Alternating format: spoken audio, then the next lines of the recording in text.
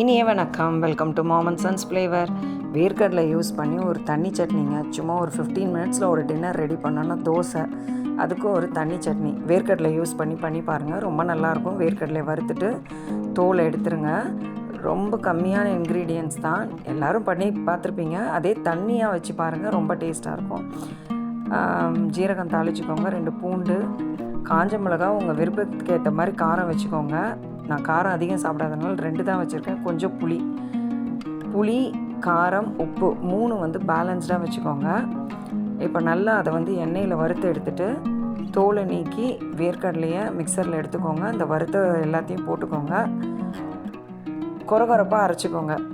நானே கொஞ்சம் சாஃப்டாக தான் அரைச்சிட்டேன். இப்போ கடைசியாக அரைச்சி முடித்த பிறகு 3 சின்ன வெங்காயம் போட்டு திருப்பி ஒரு ஓட்டி கொரகொரப்பாக எடுத்து நல்லா தண்ணியாக சட்னியை கலக்கி வச்சுக்கோங்க. தாளிப்புக்கு சின்ன வெங்காயம், கடுகு, ஜீரகம், உளுந்தம்பருப்பு, 1 வரமிளகா பிச்சு போட்டு தாளிச்சிட்டு கருவேப்பிலை சேர்த்துக்கோங்க.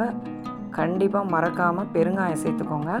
சின்ன வெங்காயம் சேர்க்குறனால சிலருக்கு நெஞ்சு கறிக்கிற மாதிரி இருக்கும். நைட் டைம்லலாம் சாப்பிட்டா வேர்க்கடலை சட்னி அது இல்லாமல் இருக்கும். இப்போ அந்த கழுவுன தண்ணியை இந்த தாளிப்பில் ஊற்றிட்டு ஆஃப் பண்ணிவிடுங்க. அந்த மிக்ஸி கழுவுன தண்ணியை ஊற்றி ஒரு சின்ன கொதி லேசாக வந்தோடனே அதை இதில் ஊற்றிட்டிங்கன்னா ரொம்ப வாசனையாக இருக்கும். தண்ணி சட்னி ரெடி, சூப்பராக இருக்கும்.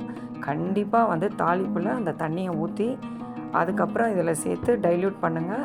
இப்போ மெத்துன்னு ஒரு தோசை நல்லெண்ணெய் ஊற்றி திக்காக ஸ்பாஞ்சியாக ஒரு தோசை ஊற்றி இந்த தண்ணி சட்னியை தொட்டு சாப்பிட்டு பாருங்கள்.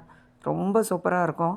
நைட் டின்னர் இல்லை டிஃபனுக்கு ரொம்பவே நல்லாயிருக்கும். ஈஸியாக ஒரு 15 மினிட்ஸில் சூப்பரான டிஃபனுங்க. செஞ்சு பாருங்கள். தேங்க்யூ.